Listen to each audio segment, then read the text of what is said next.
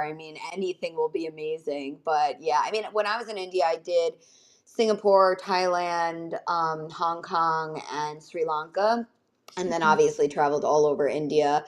And then, yeah, now Bali. And we actually did Singapore again for a day. So if you're like debating anything, I mean, let me know. I'd be happy to opine if I've been there. But yeah, I mean, no matter what you do, it'll be, you definitely should go.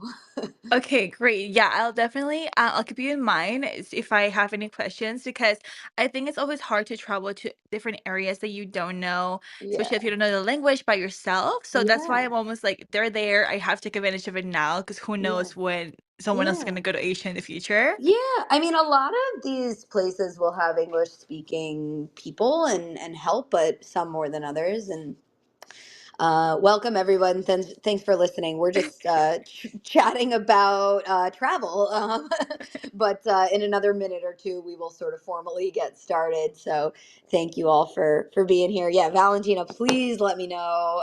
I'm like excited just thinking about it for you. So Well, thank you so much. I will yeah, let you to it then. I'm going to switch myself to be a listener. If you need anything, just let me know. okay. Everyone, thank you so much for joining. We are going to just give it another minute and see who else will join us. And then we will get going.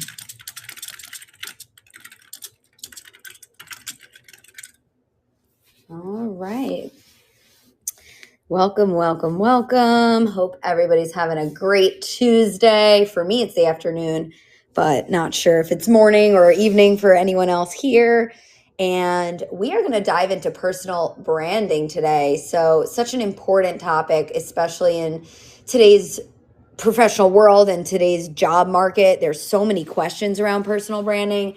So, I actually have pre-curated a lot of questions that were actually floating around on the Fishbowl Glassdoor discussion board. So I've found some real questions from real people, and I'm going to be answering those.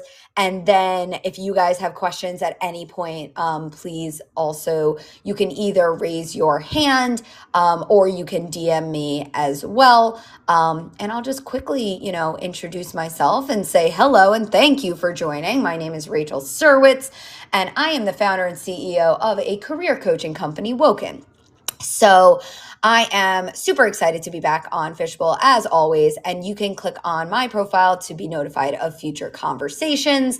And yeah, like I said, we're going to dive into personal branding today, and that means so many different things. So we're going to get at it in different angles. And please, if there's something you want to know, please do raise your hand.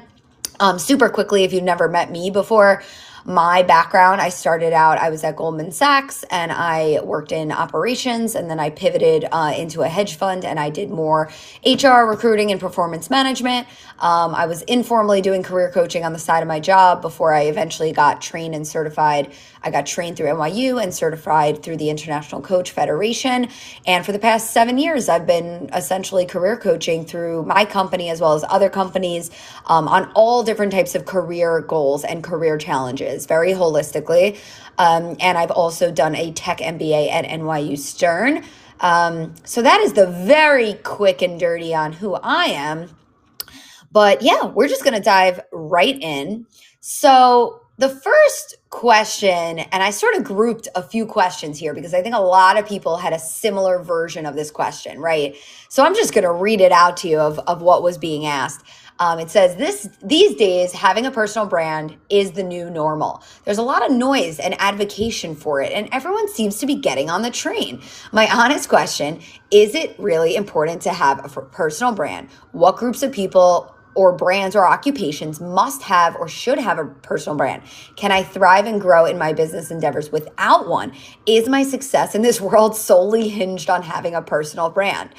That is such an interesting question. And I saw a lot of very similar questions out there. And I do think, I mean, look, with the rise of social media, it just becomes ever more possible for everyone's voice to be heard. And so I do like to recommend as a professional to focus on your personal brand. That being said, I don't want somebody to stress over like, oh my God, if I don't have one, am I not going to have success in this world? Like, I wouldn't go to that degree, but I would say, yes, it's important. And we'll talk about exactly kind of how to break that down. It also says what groups of people or occupations must have and should have one. Honestly, this might be a cop out, but I will say most all and any job, you absolutely can benefit from it.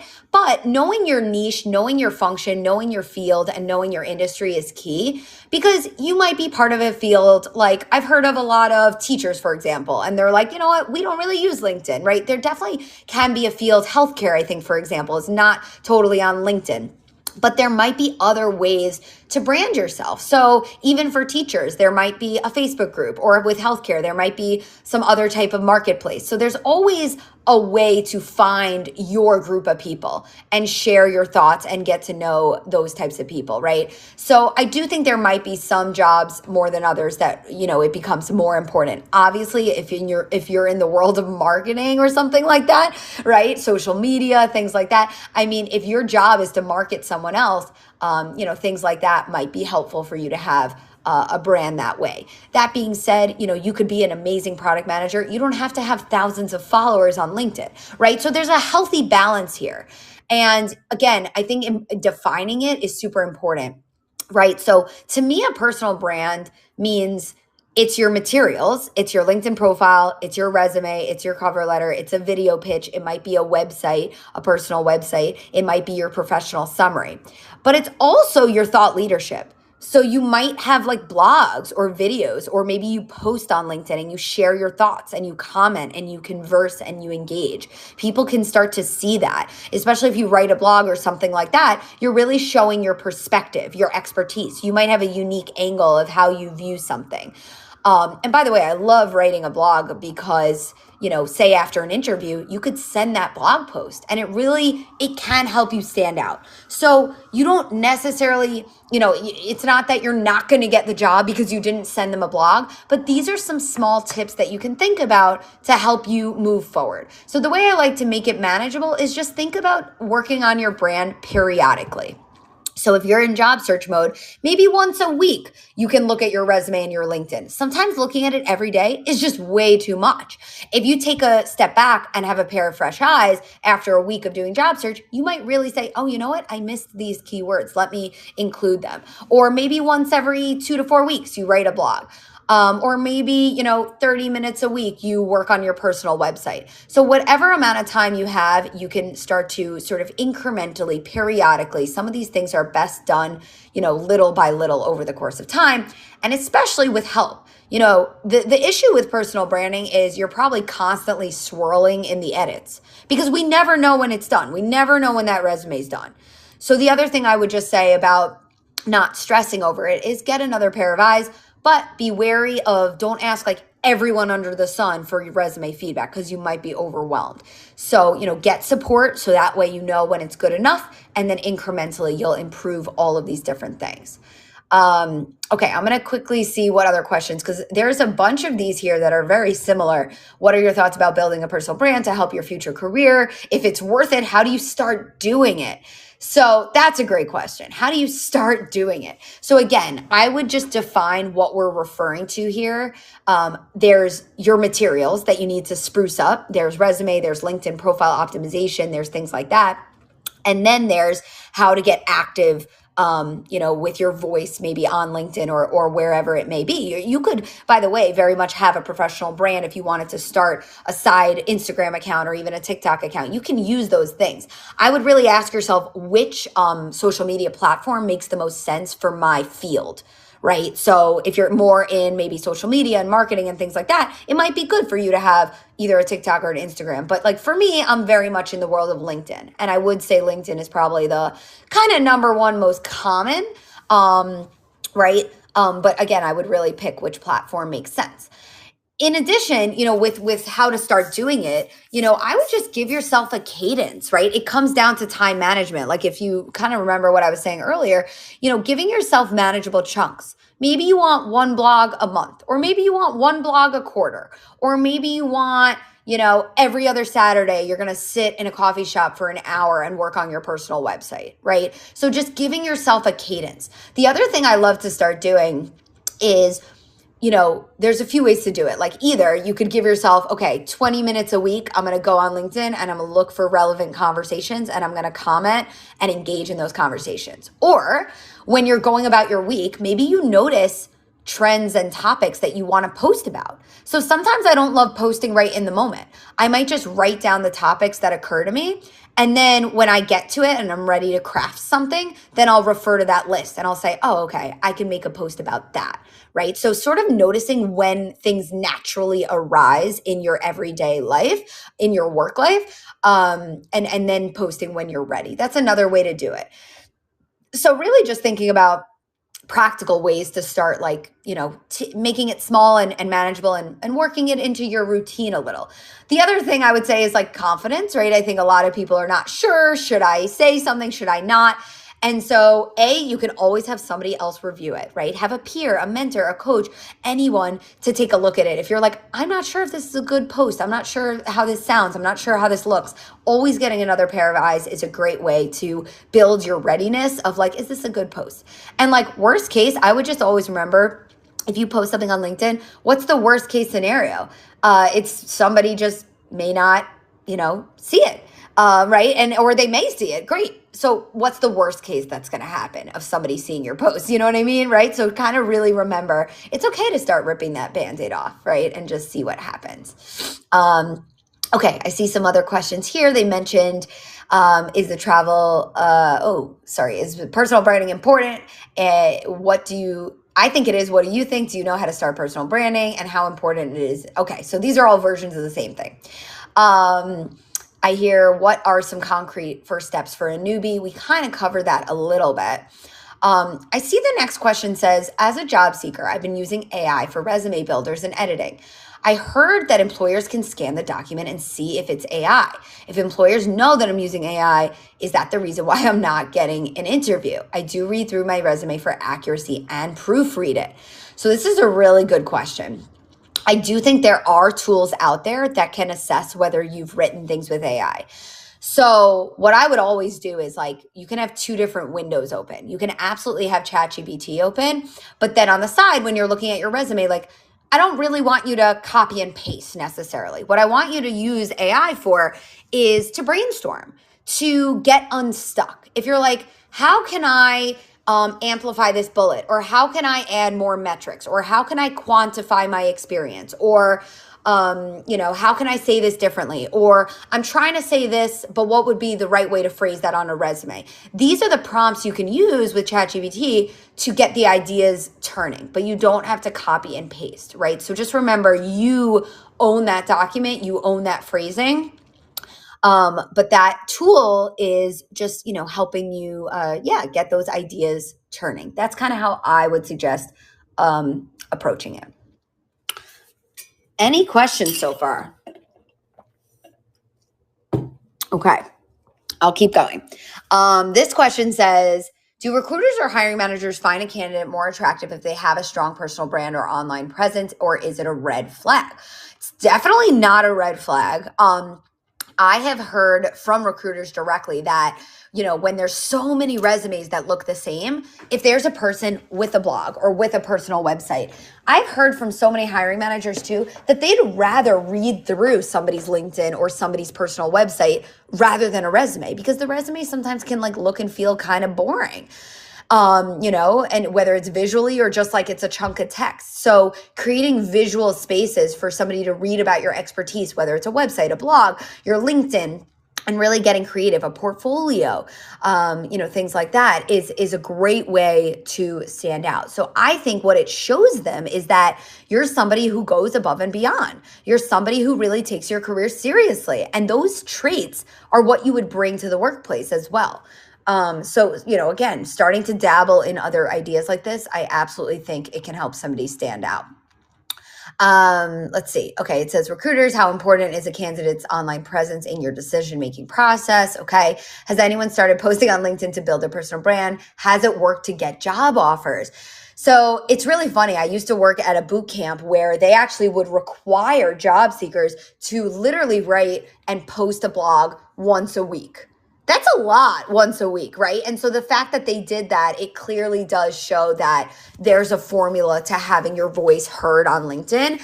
Because think about networking. It's like we're constantly reaching out to people and sending oftentimes way too much cold outreach. But what if you're organically engaging in the conversation about your field, right? And you're actually finding somebody who posted about, say it's marketing or say it's software engineering or whatever your topic is that you're an expert in, engage, right? And see where that leads, right?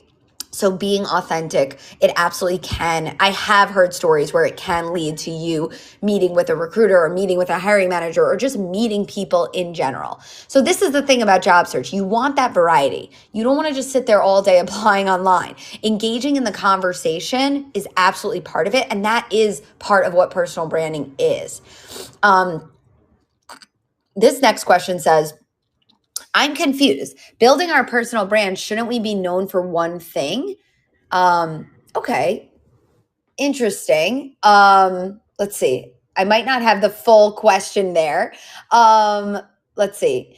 I would say to that, look, with your brand, you want it to be cohesive, but it's okay if you're multifaceted as long as those skills kind of are tied together. So, for example, I worked in operations. I've also worked in HR, and now I'm doing career coaching.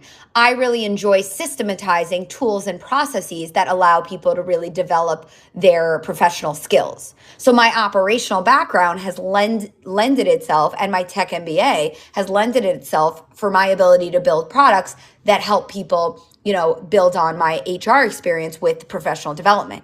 It sort of all ties together when I tell that story.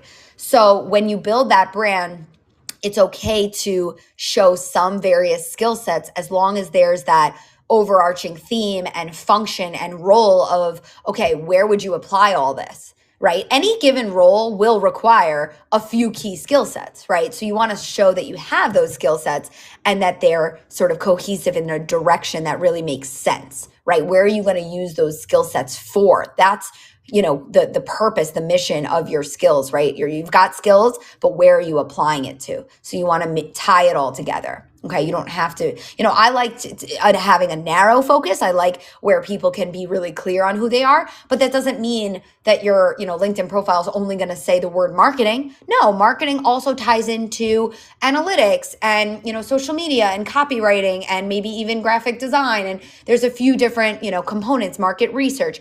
Any given path has subsequent, skill sets. So tie it all together of how it all, fits together.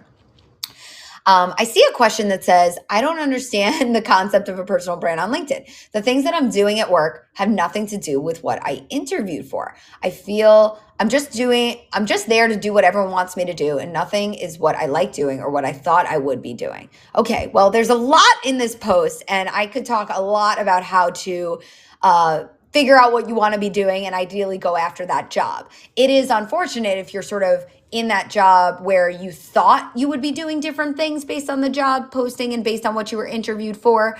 And so you should have conversations around that. But the reason I included this question is because when you're doing your resume or doing your LinkedIn, you can really choose, what do you want to put on the document? You can remove tasks and bullets that you never want to do again. And you can not exaggerate, but you can really give more real estate to the experiences that you'd love to do more of, right? So that's what you want to remember. All of these personal branding materials, it's an art. You know what I'm saying? It's not, oh, I just have to represent everything I've ever done. No, you can actually delete something. So I'll give you an example. When I moved from operations into HR, I think I had like 8 or 10 bullets on the things that I did when I worked at that investment bank. And honestly, I don't think I had one bullet that was actually about the day-to-day job. All those 8 or 10 bullets was about the side projects that I did that I really enjoyed. And all those side projects were in talent development. And that's why I ended up pivoting into HR. So yes, this requires you having, some bullets that you do want to keep and some bullets that you don't want to keep. But just remember, there's choice. Even on LinkedIn, the job title, there's choice in that. Meaning you have to represent past job titles in a way that is accurate and like the industry standard terminology, but there's still choice. Like even if they gave you some really weird job title, you don't have to just write the job title they gave you. You need to be accurate. So for example, I saw somebody recently and it was like some really weird job title. It's like, yeah, we were all called oh, it was something so strange. It was like we were all like the champion of something. And I'm like, that's not a job title. So I was like, what was your actual job? And he was like, oh, I was literally just like the sales team lead. And I was like, okay, write that, you know? So it has to be accurate to represent what you do, but just remember the art in how you adjust things and highlight what you want to highlight and sort of take out what you don't want to be doing again. That's really how you push your brand closer towards what it is you want to be doing. Okay. The next question says, I need some help redefining what my current job position is. I oversee a large account, but I put in charge of redeveloping our online image. What type of title would this be defined as? So this is another interesting point here. And it kind of goes hand in hand with what I was saying, which is sometimes at work, you're in a position to actually create a job title. So in this case, I would honestly definitely use ChatGPT and I would really write down, basically, I would create a job posting and say, you know, here's my responsibilities. What job titles are most closely aligned to this work, right? If you want to know, like, oh, here's the work I'm doing. What is this called? ChatGPT is an amazing place to go do that because a lot of times in job search, we don't know exactly what we're looking for. So just make sure to really do that research on what should this be called? What should my past job titles be called? And what are my future intended targets really called? Like the title of certain jobs is so important to really get deep into what am I a fit for and what's right for me? And how do I brand my resume and my LinkedIn in line with the things I want to be doing? So really get airtight on that. Okay. The next question says, every employer's kickoff to an interview in the history of ever is tell us about yourself. Do you keep it short, tell a story, add a personal touch, or keep it strictly business? This is a great question. So by the way, personal branding absolutely can relate to like how you show up in person. They always say a brand is like who you are when you leave the room or what people say about you when you leave the room, right? So the verbal nature of how you introduce yourself. I like to actually write down a professional summary, which is background, strengths, direction. And that can really serve as your written overview, but also the verbal overview. So when they say, do you keep it short? I mean, like any interview response, I would do, you know, at least a minute and a half, 2 minutes. It's like the length of any interview response. Do you tell a story? I probably wouldn't tell a story at this one because this is your way of actually synthesizing who you are. So a lot of people with the tell me about yourself just do a chronological.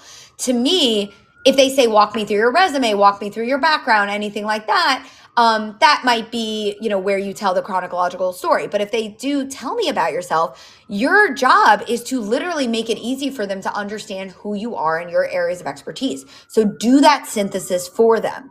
When you add the person, oh, it says add a personal touch. Absolutely. I mean, at the very end, you could add a personal touch. But I still would have the majority of it, you know, really give them a sense of your background, your strengths, and your direction from a professional perspective. Maybe you add a tiny little personal touch at the end.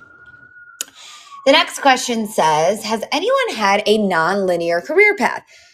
This article says, if I want to pivot, I should build a strong online presence, building up my resume. It's hard to do when all my jobs have been different and I don't have a lot of photos or things to prove it.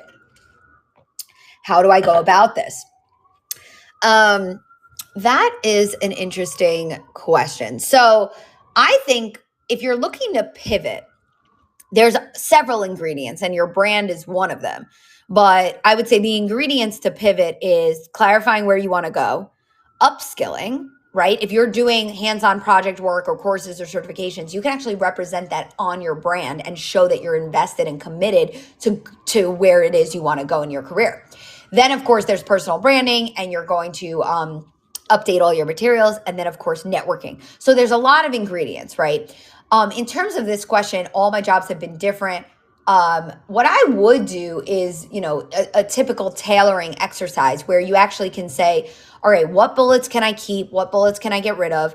And how can I reframe the same bullet in a different way that is more in the language of the jobs that I'm looking to go? So, for example, a teacher might say, I graded, papers and measured student success. Whereas you could write the same thing. I analyzed data from 30 individuals' performance. All of a sudden, it's a little more corporate speak, right? And so I actually helped a teacher to pivot into a corporate project manager and agile scrum project manager, right? And so it's like, how do I rephrase the same sentence in different words that really it means the same thing? There's just different ways to say the same thing. So that's what those transferable words are all about. And that's what tailoring really means. So understand the key words of what they're looking for and figure out how can I use that same language, right? So that's the quick thing I would say there. And I would also just really get creative to tease out your transferable skills. I think a lot of people assume, oh, all my jobs have been different and I don't have, it says I don't have things to prove it. You don't need proof necessarily. You just need your resume to be extremely explicit and specific about the skills that went into it and the results that you had. And again, making that language super transferable. The next question says, is it better to focus on perfecting your resume or building a strong online presence? So time spend, we sort of touched on this a little bit, but with time spend, it really depends on a lot of things. How quickly are you looking to move? How strong is your current state of materials, or does it need an overhaul? And really just what is your goal? If you're sort of just doing career development, maybe you're passively, proactively trying to reach your next step, then, passively doing building your online presence would be great. But if you're like, I'm trying to move as quickly as possible with job search, obviously, your resume is going to be important. That being said, I just want people to be very careful because oftentimes we're sitting in those resume edits for hours, all day, every day. And that is not what I want you to be doing. So just be very careful with your time spent with materials. Maybe you do it at the end of the day or at the end of the week. Just make sure in your job search, you're spending the majority of the early portion of the hours and the early portion of your week doing the most important things, which is networking, right? So it's there, but just sort of build in manageable time blocks so that you can, figure out the importance of each of these things and not overindulge, right? It's just, again, with resume, it's like you can just sit there editing it forever. There's no end point, right? So you have to really give yourself those guardrails, okay? The next question says, I have worked consistently, but not everything I have in my book reflects my taste or point of view as a creative. I want to put in more personal projects and branding projects. My concern is it might come off as lacking in experience if it isn't a real world client. I have 2 personal projects, and in interviews, people always are interested in those the most. What do you think? So I think in your portfolio, you absolutely can put a professional or a personal project. I think as long as your portfolio sort of clarifies somewhat the context of like, were you working for another organization or were you doing this for yourself? I mean, there's a very small little portion of the page that you can clarify who was this for, and then you talk about what you did. So I think a resume and a portfolio absolutely can be holistic to include side projects, personal projects, especially if you think people are most interested in. It's still work that you did, it's still skills that you used, and it's still results that you could have easily driven, right? So absolutely be comprehensive, be holistic, and really include anything that you think might be relevant. Absolutely. I see another question that says, I'm planning to use LinkedIn more frequently, engage in more social selling, and build a personal brand. What are some downsides of doing so? It's a really interesting question. I think there is talk these days about how people might be worried of what an employer thinks of, how we're posting. So I would say if you're going to post, just make sure it's professional and make sure it's, a nice, honest, and clean sounding thing. I mean, I think it's okay to have energy, and you could probably tell sometimes I might say some out there things. So, but I'm my own employer, so I don't have to worry about that. But if you're kind of like, I want to keep things clean and make sure if somebody looks at this that it's not, any sort of issue, then just, have that lens with whatever you post. But most likely you're going to do that anyway, right? It's very rare that there's somebody who's so out there with their posting, right? So maybe you don't need to be the most rambunctious in your language, right? Be appropriate. But give us good content. You can still be really specific and have value added stuff in your brand. In terms of other downsides, honestly, I don't really see many other downsides, to be perfectly honest with you. I would just say you want to really know why you're doing it and what content you want to post and that you're sort of happy doing it.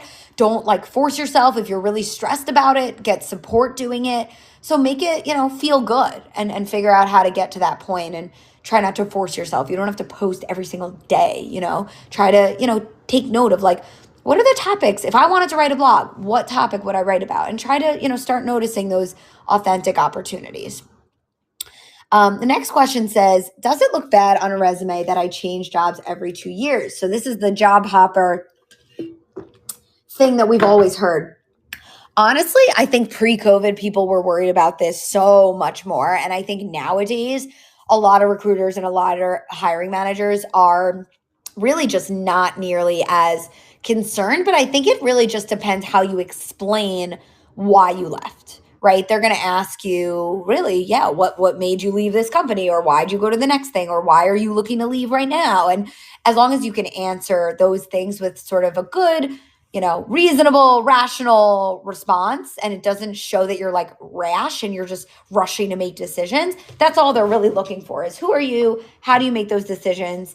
And how do you own that story? But I don't think on paper, every 2 years necessarily looks bad. But it wouldn't be the worst thing to start thinking ahead and saying, all right, what job, what company, what industry might I see myself staying at for a long period of time? I mean, having that goal is never a bad thing. And so it wouldn't hurt to like look back and reflect on, okay, why did I change jobs and what's been going well and what hasn't been going well, right? That's always helpful to do as well. And by the way, if you have any questions, please raise your hand or please DM me as well. I will continue to monitor and take really any questions. I mean, personal branding you can ask or really any career questions that you have. The next question says, I'm seeing posts online saying everyone, regardless of their career, should have a public social media presence so employers can know if they're a good culture fit. To me, it sounds sleazy. What do you think? It's super interesting. You basically just really want to be authentic with anything that you post, right? So if somebody's worried, oh, this sounds sleazy, then that's probably because you're assuming that what you have to post is like fake. So I would not force any post that does not feel good to you. And yeah, I mean, it's interesting that people might be hearing, oh, employers are checking my profile to see if I'm a good culture fit, right? Oh, yeah, cool. We got a question. But yeah, again, I just would post authentically, right? If you're worried something's going to be sleazy, then you're probably not really thinking about it in the right way.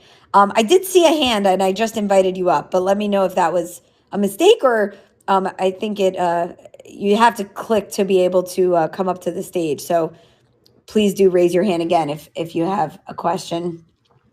All right. The next question says, if tech isn't your strong suit, what would be the number one thing that'll empower you to maintain control over your online presence and client experience? It's interesting. In terms of your online presence, well, first of all, you could get help, right? So I think it might have been a business owner who was writing this. But if you're sort of trying to manage your client experience or manage your online presence and you're not great at technology, if you have your own business, you could get an intern or something like that. Or even if you don't have your own business, have somebody mentor you, have somebody sort of teach you or train you. I mean, you can leverage somebody else in your life that's way more comfortable with this stuff to give you a little tutorial of things. And honestly, I would just, push yourself outside your comfort zone to say, how can I get a little more comfortable with, pick one tool, right? And see, see what might be worth it, and practice like you would learn any other software on the job. I mean, part of being a professional these days is learning to use LinkedIn and some of these other tools, right? So it's not just on the job software, it's this personal branding type of stuff, right? So sitting down for an hour, trying to get comfortable, trying to have somebody teach you with it, is absolutely, worth doing. Okay. Let's see. Somebody else asks, is having a business the same concept as having a personal brand? So interesting. I think in these days with the job market being so difficult, I think a lot of people are starting to open up their minds to, I'm a professional, I have skills, I have value, and I could offer my skills in an hourly capacity or a project based capacity or a consulting capacity or a freelance capacity. And so that's you being your own boss and that's you having a business. So absolutely, like your personal brand may very naturally lend itself to the idea of you being hired, but it doesn't have to necessarily be full time. Now, you may want a full time job and that's fine. But I think starting to blend this idea of we are sort of each our own boss, like we're each our own CEO in a way, and we can offer our skills and value in whatever capacity we want, right? You have the same, think about it, the same skills you could get hired to do either full time or part time, right? So again, you may want full time and that's fine. But I think starting to blend the opportunities of just, I'm offering expertise and I'm meeting people that need my value and my skills, right? And how can I work with people flexibly? Maybe there's a project I can just help with for 3 months or 6 months or whatever it may be, right? This other person said, build your personal brand or build your business first. That's super interesting. So I think that depends on the person. If you already have a business idea in mind, go for it. But I would say simultaneously for any business owner, of course, you want to build up your personal brand. Your personal brand is going to help you land clients, right? But I think it totally depends on the person and whether they actually want to build a business or not. Okay, let's see. The next question is entrepreneurship. So it says, which is more important when growing a business, influence in the marketplace, like marketing and personal branding, or infrastructure in the business, people and process? I mean, both are super important, but I would say for a new business, you want to test demand and you want to test that your services are needed and your pricing works out and you're getting traction, probably before you have any of the infrastructure. You can always sell first and you can always build out the car later. They always say you're sort of building the car while you're driving it. So if you are trying to start something, I would probably start selling and then figure out how to offer what you want to offer. I mean, again, it depends on the business unless you really need to flesh out your product first. But just testing demand is always a good early thing to do. I see another question here that says, how do you deal with your supervisor asking you to repost company content on your personal LinkedIn? I've been asked why I don't post, and it doesn't seem to be an acceptable reason. I feel like by doing this, I don't get to have control over my personal LinkedIn. I was hoping to start using the platform to build my personal brand. Super interesting. I've actually seen one other person who sort of is posting regularly on behalf of their company, and I don't know if they had to do that or not.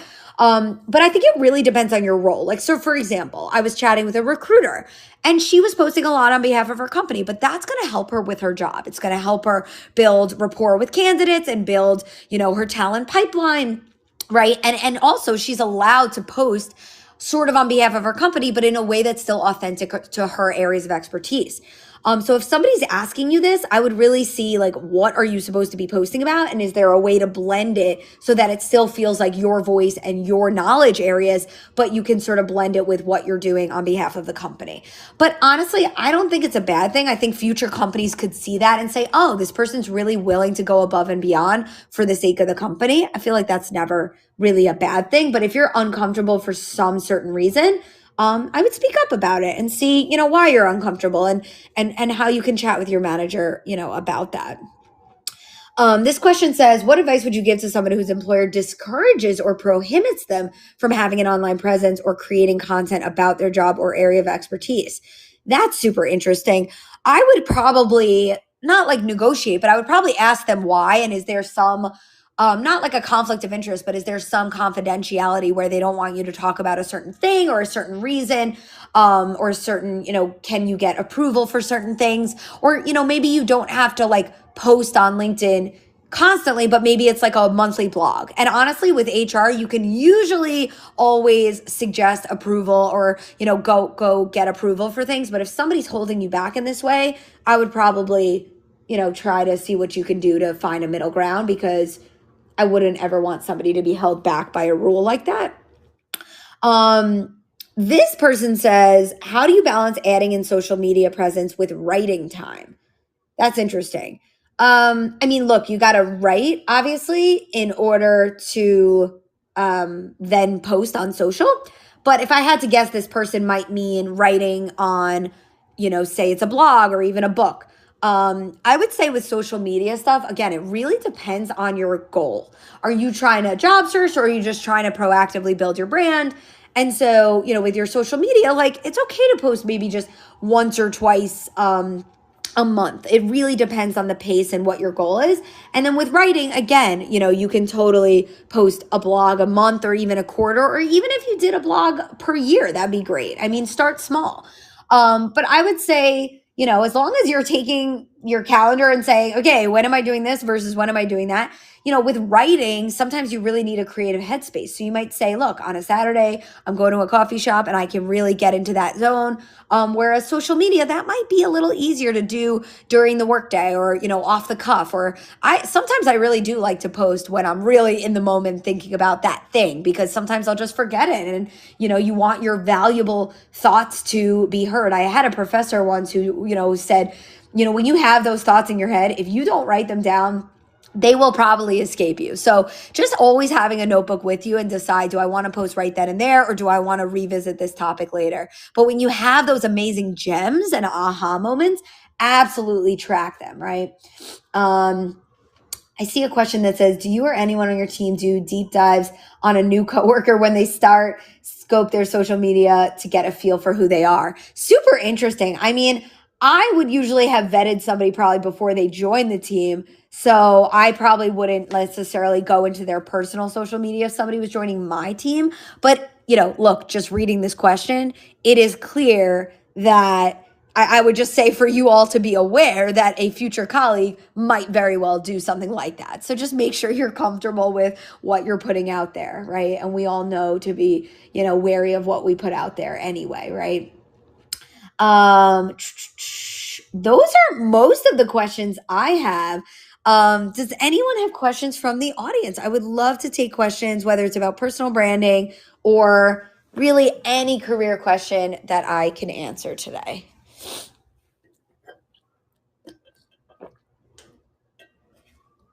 Feel free to raise your hand or DM me and let me know what's on your mind. I know there's a lot of difficult, stressful things when it comes to building our brand, but please let me know if there's something I didn't cover. And I know this was sort of a random array of things, but again, if there's something that you really want to know about a cover letter or professional summary, the one other thing I will say about personal branding is a video pitch, right? Like, so video is, at our disposal these days, right? You can easily record yourself and you can easily post on YouTube, but you don't necessarily have to make that public. You can do a 1 to 2 minute video overview of who you are, and you can post it on YouTube, and you can make it what they call unlisted, which means only somebody with the link can find it. And you can even use that in your, share that link on your resume, or share that link on your LinkedIn, or share it in an email when you're reaching out for a job. How can you help people get to know you by using video, right? So with personal branding, I would just get super creative. Are you going to put together a portfolio, right? Like, portfolios are a great way to be more visual, to represent your stories, your achievements, your impact. You can do it on Canva, or you can use some slides. And when you turn that into a PDF, it doesn't even have to be a whole personal website. It can just be like a presentation. And, sometimes people really like to look at that, rather than, a resume sometimes is a little dense or a little boring to read, right? So if you tell in the form of stories, in a portfolio, that might be easier for somebody to get to know your fit and your experience, right? So again, with personal branding, I would just get as creative as you can and just keep it incremental, keep it manageable for yourself. You don't have to sit there all week thinking about this, but a healthy calendar reminder where maybe once a week you're just like, oh, let me do one thing on personal branding. And you can sort of pick from the menu. Do I want to work on, a blog or a resume or whatever it may be, right? And again, each of these is totally different. A blog is more of like a long-term benefit. It's not as like quick hitting, but starting to build your brand over the course of time and having blogs under your belt, not the worst idea in the world, right? I'm happy to keep riffing, but please tell me if there's questions from the audience. I would love to answer whatever would be most helpful for you all. Is there a challenge you're facing? And we can expand beyond personal branding if there's anything else on your mind. And I'm happy to wrap up early, but again, if anybody has a challenge, the floor is here for AMA. What is on your mind? What have I not answered? How can I help wherever you are in your career journey? If you don't want to share, that's okay too, but just giving us some open space to make sure. I see a DM might be starting, so I'll wait to see if a question is coming in there. Okay, so I see a question. It says, if I have specialized experience but no hands-on experience, how can I represent my soft skills and drafting skills? A female engineer. So I might need you to clarify when you say specialized but not hands-on. Tell me what you mean by that. And when you say soft skills, I mean, soft skills to me are like interpersonal skills, right? So you can put that on the resume, but sometimes it's difficult to really get that across. I would say, like, for example, in your professional summary at the top of the resume, you can do background, strengths, direction. So in the strengths section, that's a great place to say, yes, I'm an engineer, but I'm also great at leading my team, or, maybe I translate between technical and non-technical teams by active listening, or, something like that. So I would say the strengths little section at the top of the resume, might be a way to do the soft skills, but you have to be very careful because so many people are like, generic, like, oh, we're all great problem solvers, we're all great communicators, right? So like really dig deep to be authentic if you are going to talk about soft skills. And soft skills is usually also better talked about during interviews and stuff like that. Okay, so you mentioned specialized in a cutting tool design for, okay, interesting. How can I represent my soft skills and drafting skills? Yeah, well, you'd have to tell me kind of what drafting means. But look, here's what I would say. If you have some experience, but not the experience that you're like, that relates to what it is you want to be doing, maybe that's kind of what you're telling me. Or are you saying that when you don't have hands-on experience, you're saying maybe you've done this in school, but you've never been able to do it on the job? I might need to clarify exactly what you're asking, but what your resume is meant to do is highlight the most relevant experience as humanly possible, right?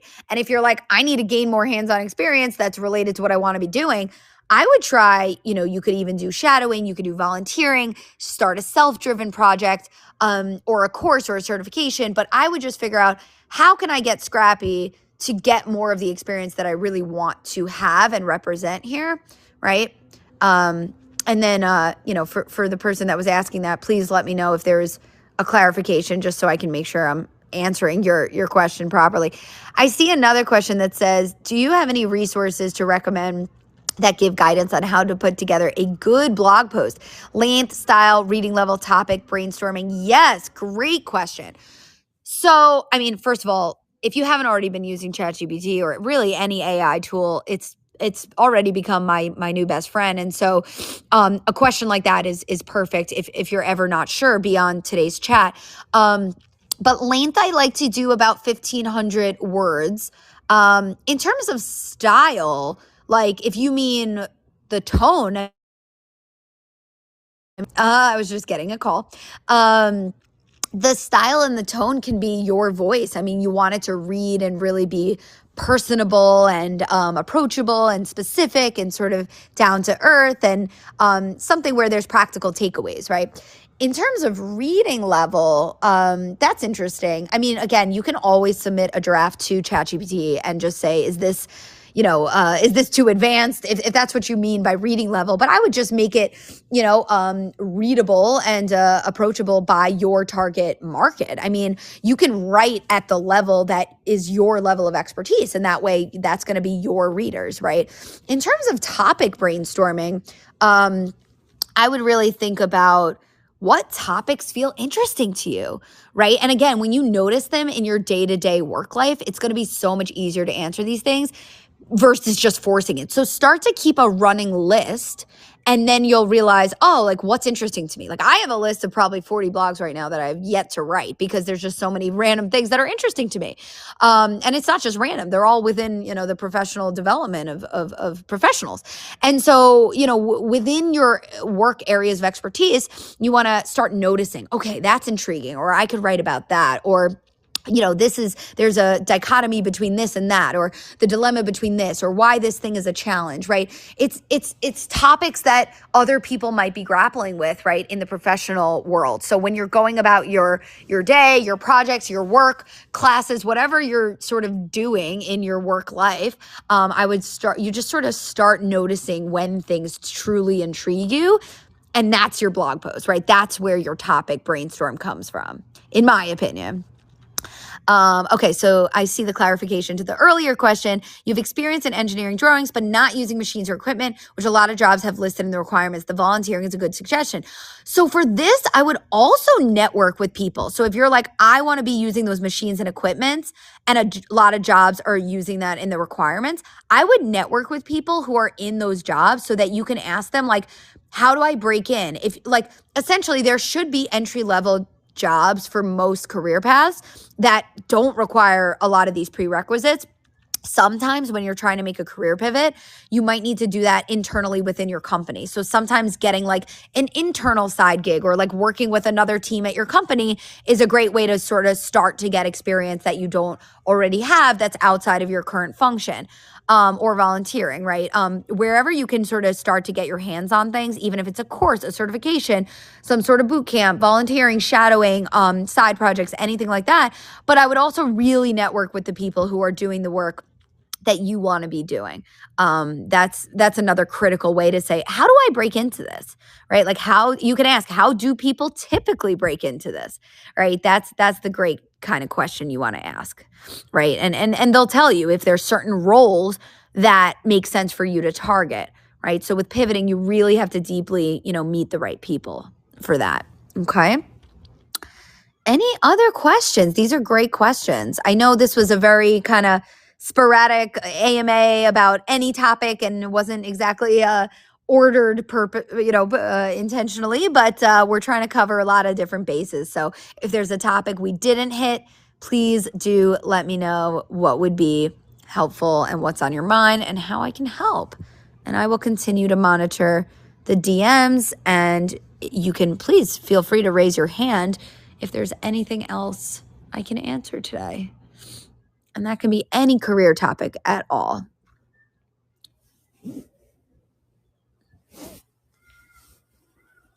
And if not, I'm happy to give you all a few minutes back, but please do find me. I'm usually here at least once a month on Fishbowl with different topics, all different career topics. You can find me on LinkedIn. You can DM me. Our website is iamwoken.com, and we have a ton of free resources on our site, and we always offer a free initial chat as well if you want to chat with a coach about how you're doing, your progress, your goals, your timeline, your challenges, all that kind of stuff. And so, yeah, please do get in touch. I'm happy to help, and I'm here for you all. So if there's no other questions, I will wrap us up for today, and I will see you all next month with the next topic that we have on Fishbowl. Take care, everybody.